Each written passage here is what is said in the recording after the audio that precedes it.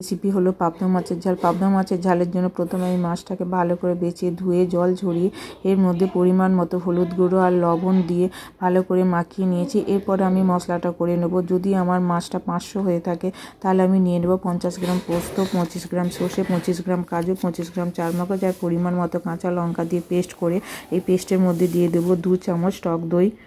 এটা আমার দেখানো হয়নি। তারপরে নিয়ে নিয়েছি শুকনো লঙ্কা গুঁড়ো আর সামান্য একটু কিশোরী রং দিয়ে ভালো করে ফেটিয়ে নিয়েছি। এরপর কড়াইয়ে তেল দিয়ে বসিয়ে দিয়েছি। তেলটা গরম হওয়ার পরে মাছগুলো ছেড়ে দিয়েছি।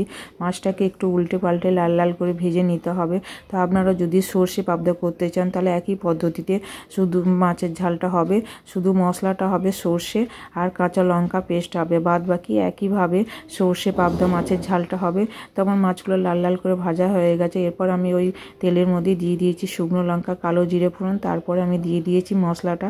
এরপর আমি মশলাটাকে ভালো করে কষিয়ে নিচ্ছি। মশলাটা থেকে দেখুন আমার আস্তে আস্তে তেলটা ছেড়ে দিচ্ছি। এর মধ্যে আমি দিয়ে দিচ্ছি 2টো কাঁচা লঙ্কা।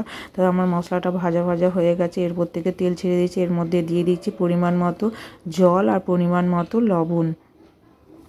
আমি একটু নাড়াচাড়া করে নিয়ে এইটাকে আমি ঝোলটাকে ফুটতে দেব। ঝোলটা একটু ভালো করে ফুটে গেলে এর মধ্যে ভাজা মাছগুলো ছেড়ে দেবো এই ঝোলের মধ্যে। এরপর আমি এটাকে 5 মিনিট রেখে দেবো ঝোলের মধ্যে, দিয়ে ফুটতে দেবো। এটাকে 5 মিনিট হতে দেবো। তো আপনারা যদি একটু মিষ্টি মিষ্টি খেতে চান তাহলে ফোড়নের সময় সামান্য একটু চিনি দেবেন। তো আমার মাছের ঝালটা হয়ে গেছে। এর মধ্যে আমি দিয়ে দিচ্ছি কাঁচা সর্ষের তেল আর আপনারা চাইলে এখানে একটু ধনেপাতা ছড়িয়ে দিতে পারেন।